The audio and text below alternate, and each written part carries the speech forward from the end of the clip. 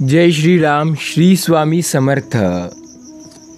थांबा, आज पाहून दुर्लक्ष करू नका. या संदेशावर तुम्ही आला आहात.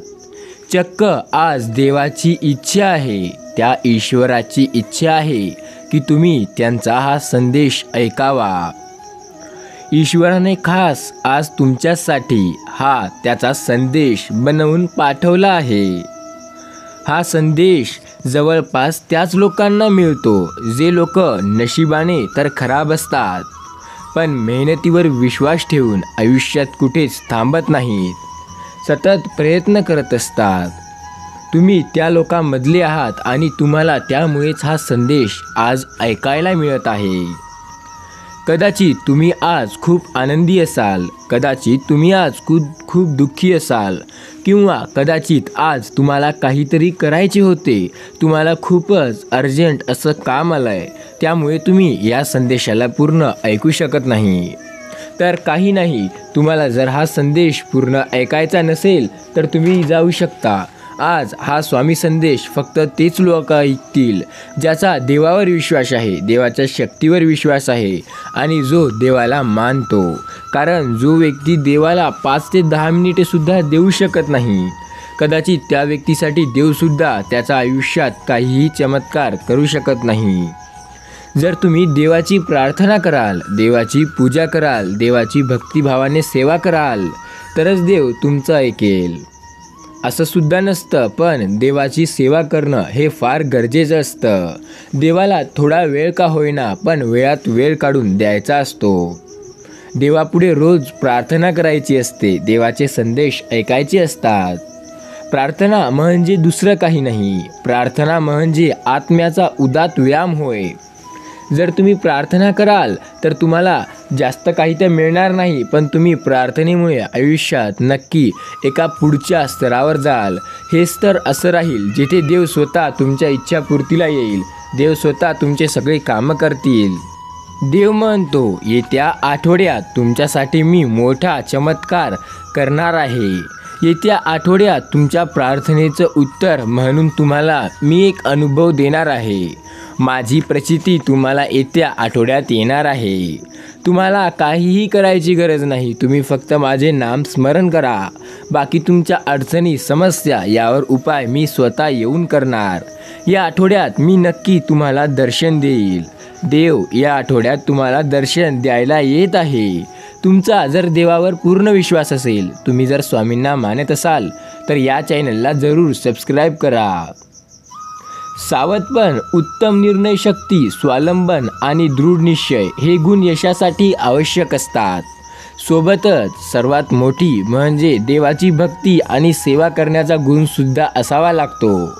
कारण हा गुण असल्यावर आपल्या रस्त्यात अडचणी आणि जे संकट येणार असतात ते कमी होतात. तुम्ही एखादं काम देवाचं नाव घेऊन करता तर त्यात तुम्हाला खूप कमी अडथळे निर्माण होतात, आणि एखादे काम तुम्ही जर डायरेक्ट करायला जाल तर त्यात तुम्हाला खूप साऱ्या अडथळ्या निर्माण होतील. देवाच्या नामस्मरणात एवढी ताकद आहे, ते अशक्यही शक्य करू शकते.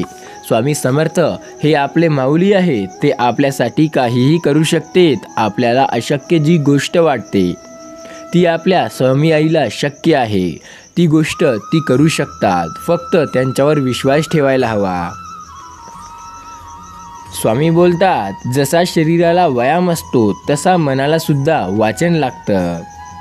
वाचनासाठी वेळ काढा, तो शहाणपणाचा निर्धार होय.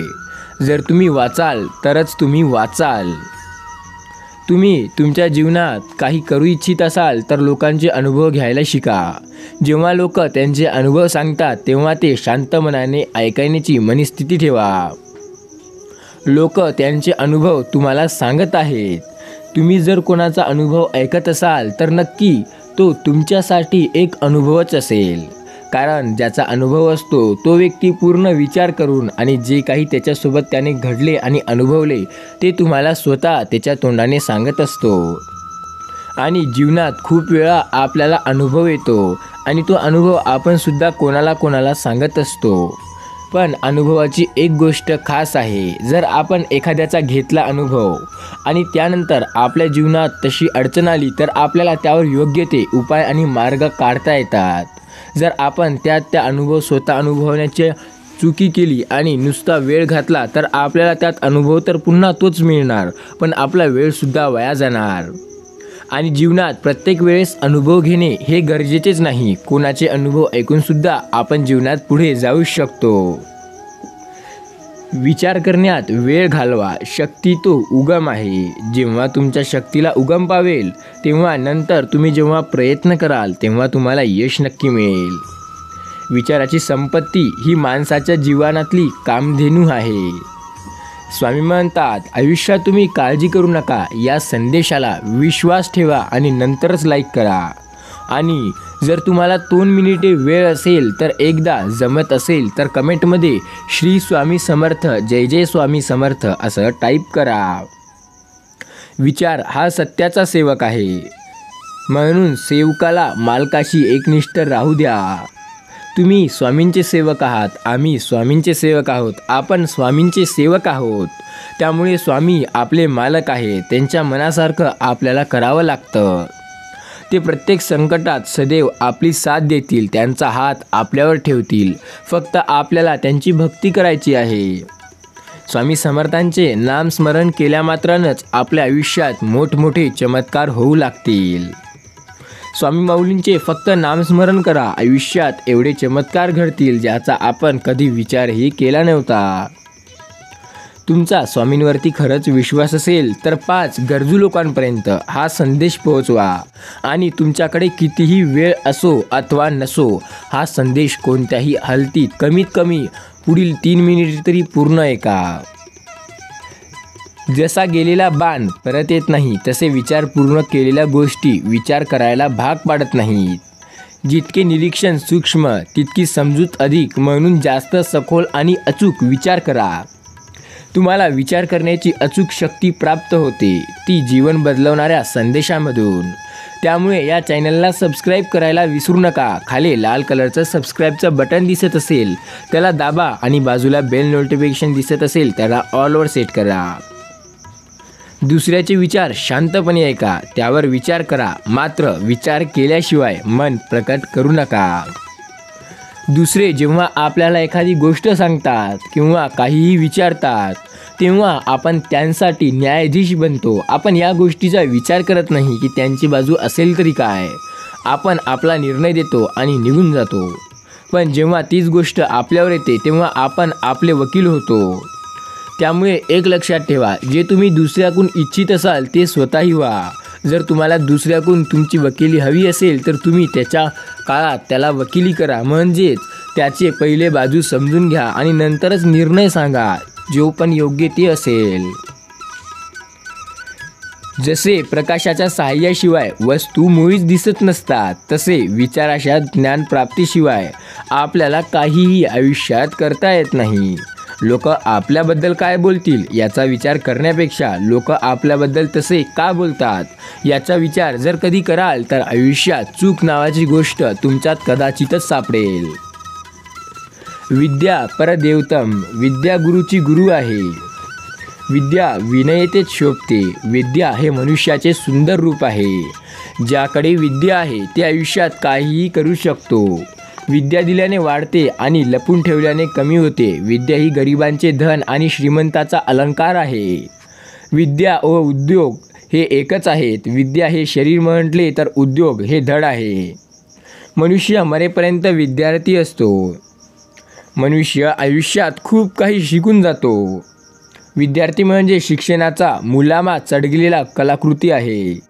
ज्याने स्वतःला जागे करण्यासाठी तयारी सुरू केली आहे तोच विद्यार्थी आहे। विद्यार्थ्याला मानाने राबवणे यातच शिक्षकाचं रहस्य लपलेलं आहे। जो शिक्षक विद्यार्थ्याशी प्रेमाने आणि त्याला मान देऊन वागतो तो नक्की त्या विद्यार्थ्याला आयुष्यात कुठेतरी पोहोचवतो। विनय ही संतांची संपत्ती। विनय हे ईश्वराचे रूप। विनय हा गुण सर्व सद्गुणांचा अलंकार आहे। विनय हा ज्ञानी माणसाचा सर्वश्रेष्ठ अलंकार आहे। विनयामुळे धर्म, अर्थ, काम, मोक्ष यांची प्राप्ती होते. विनयशील होण्यात वेळ घालवा, कारण सभ्यतेचे ते मानचिन्ह आहे. विनयशीलपणाने जेवढी कामे होतात तेवढी अधिक चालू होत नाही. विनयाबरोबर निर्भयता हवी. निर्भयतेने प्रगती होते आणि विनयाने संरक्षण होते. विनोद हा सत्याचा मित्र आहे. विनोद हा न्यायाधीशाचा दुसरा साधन आहे. शिक्षण म्हणजे सत्संग होय. जो व्यक्ती काहीतरी करतोय याचा अर्थ तो खूप पुढे जाणार आहे. एक लक्षात ठेवा, आयुष्यात जे लोक मेहनत करतात तेच पुढे जातात. जे लोक फक्त विचार करतात किंवा जे लोक म्हणतात हार्डवर्क नाही स्मार्टवर्क करायचं, तर त्यांच्यासाठी देव काय म्हणतो ते जरूर ऐका. देव म्हणतोय जो लोक आयुष्यात म्हणतात हार्डवर्क कमी आणि स्मार्टवर्क जास्त करायचं, त्यांच्यासाठी देवाकडून एक गोष्ट, आयुष्यात हार्डवर्क म्हणजेच कष्ट, मेहनत आणि स्मार्टवर्क म्हणजे मधातून रस्ता काढणे होय. आयुष्यात जर तुम्ही स्मार्टवर्कच्या मागे लागाल तर तुम्हाला काहीही मिळणार नाही.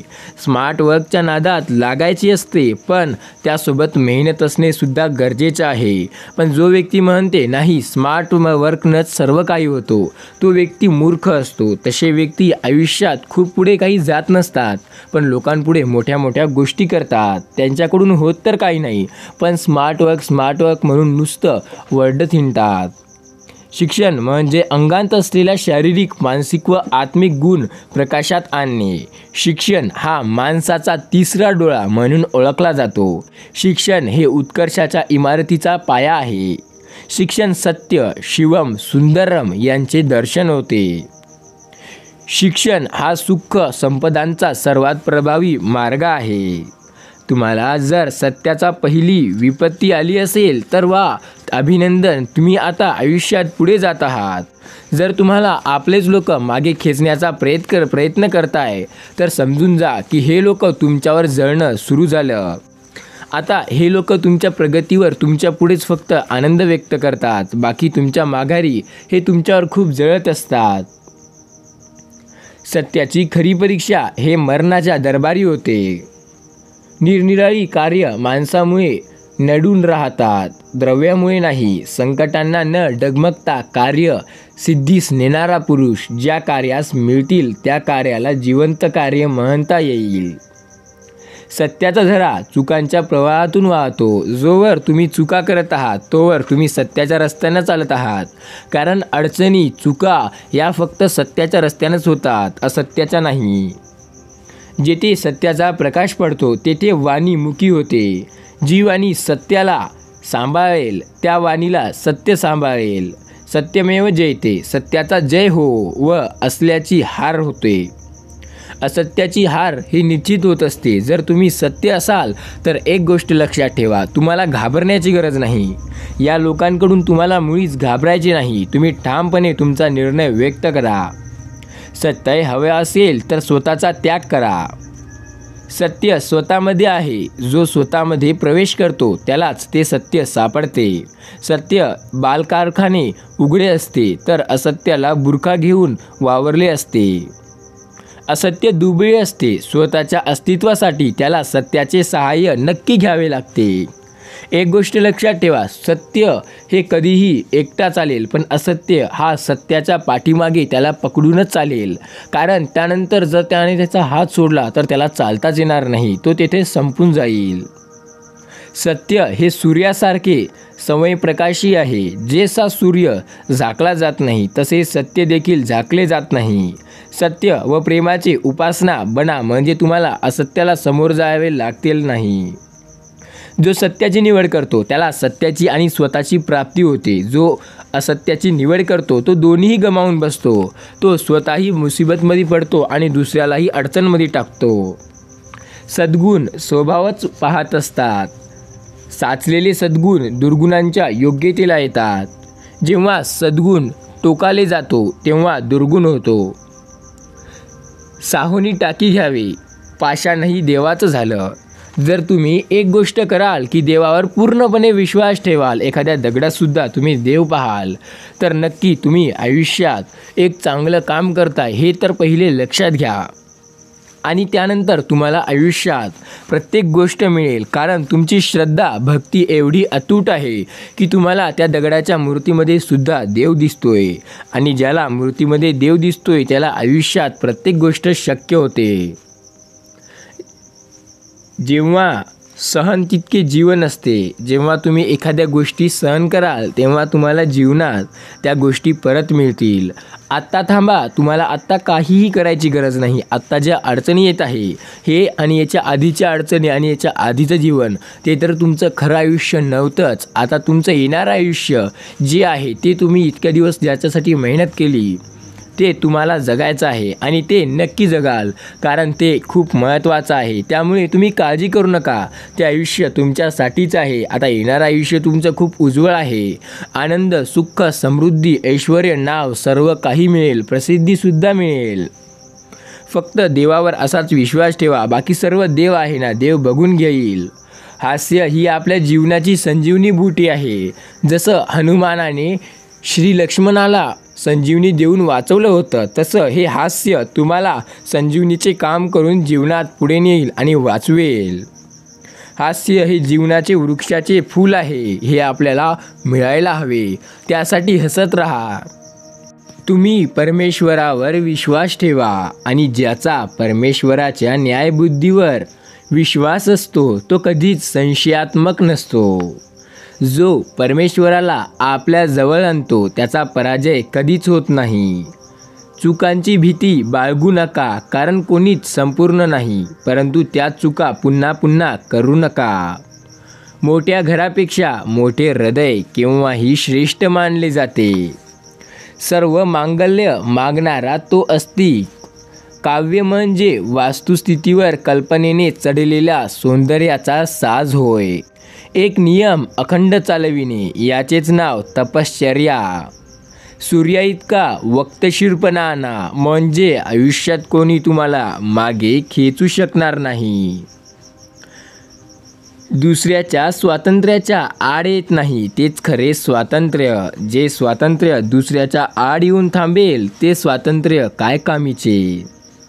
स्वामी म्हणतात, तुम्ही काळजी नका करू. ज्याबद्दल एवढे वर्षापासून तुम्ही विचार केला होता ती गोष्ट एवढे वर्ष झाली नव्हती, पण आता यावर्षी, ज्या वर्षी 2024मध्ये तुम्ही हा संदेश ऐकत आहात, हाच वर्ष तुमच्यासाठी महत्त्वाचा ठरून जाणार आहे. यावर्षी तुम्ही विचारही केला नसेल त्या प्रकारचे अनुभव तुम्हाला पाहायला मिळतील. हा वर्ष तुमच्यासाठी भाग्याचा वर्ष ठरेल. जीवन म्हणजे जनरूपी अफाट सागरातील नौका. आंब्यातील मोहरे जसे खूप येतात पण फळे थोडी लागतात. आयुष्य झाडच आहे, याला आशेचे मोहर असतात आणि हे मोहर खूप असतात, असंख्य, पण त्याला फळ कमी लागतात. त्यामुळे आशा जेवढी ठेवली तेवढी कदाचित तुम्हाला मिळाले नाही, तर काळजी करू नका, चिंता करू नका. या जगात असंच होतं, ज्याचे ध्येय कितीही मजबूत असले तरी काही का होईना पण त्याला फळं मिळतात. आणि जो व्यक्ती फक्त त्या आशेवर आपली मेहनत न करता नशिबावर विश्वास ठेवतो त्याला काहीही एक फळसुद्धा स्वतः नशिबाने मिळत नाही. योग्य आहार तुम्हाला आयुष्यात योग्य बनवेल. तुम्ही निराधार राहा, तुम्हाला नक्की प्रत्येक गोष्टी जमतील. काळजी करू नका, आता वेळ आलेली आहे काहीतरी नवीन करण्याची. स्वातंत्र्य हा मानवाचा जन्मसिद्ध हक्क आहे आणि तो हक्क कोणीही त्यापासून हिरावून घेऊ शकत नाही. आयुष्य हा कोरा चेक आहे, त्यावर वाटेल तेवढी सुखाची रक्कम लिहिणे माणसाच्या मनावर अवलंबून आहे. मात्र ती आशेच्या शाईने लिहून हास्याच्या टिपकागदाने टिपली पाहिजे, नाहीतर ते पूर्ण होणार नाही. जीवन ही एक चैनिक वस्तू नसून कर्तव्याची भूमी आहे.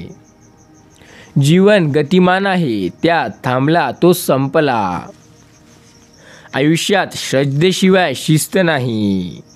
हास्य हे जीवनाच्या वृक्षाचे फूल आहे, पण अश्रू त्याचे फळ होय. वासना नष्ट झाल्या की पुनर्जन्म नाही.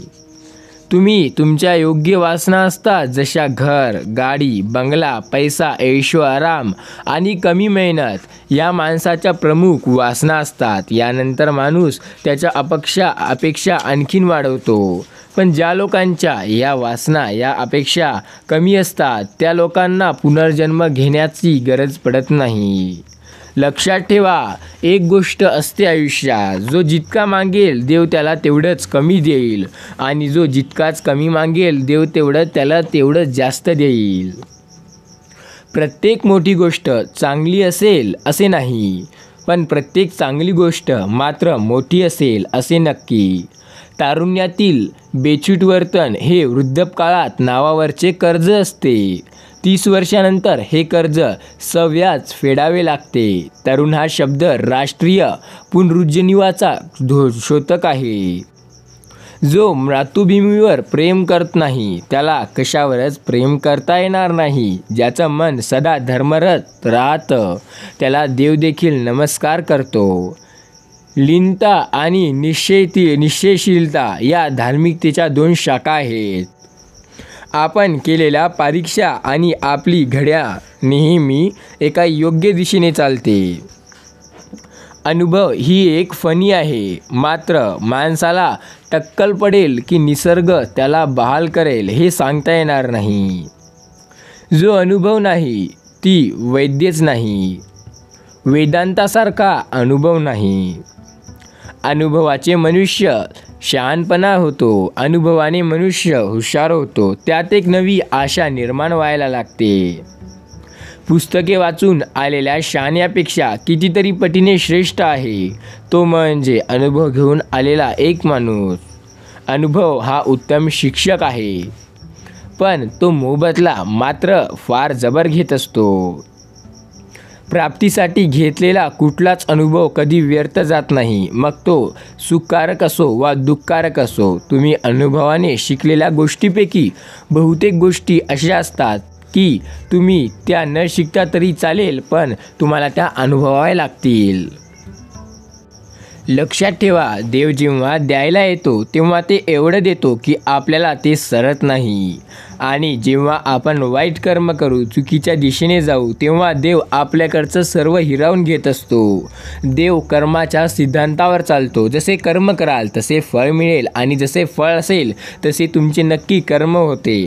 आत्ता सुखी असाल तर नक्की तुमचे कर्म चांगलेच होते असं नाही, पण जर आत्ता सुखी असाल आणि वाईट कर्म कराल तर नक्की तुमचे दुःखाचे दिवस लवकर येतील.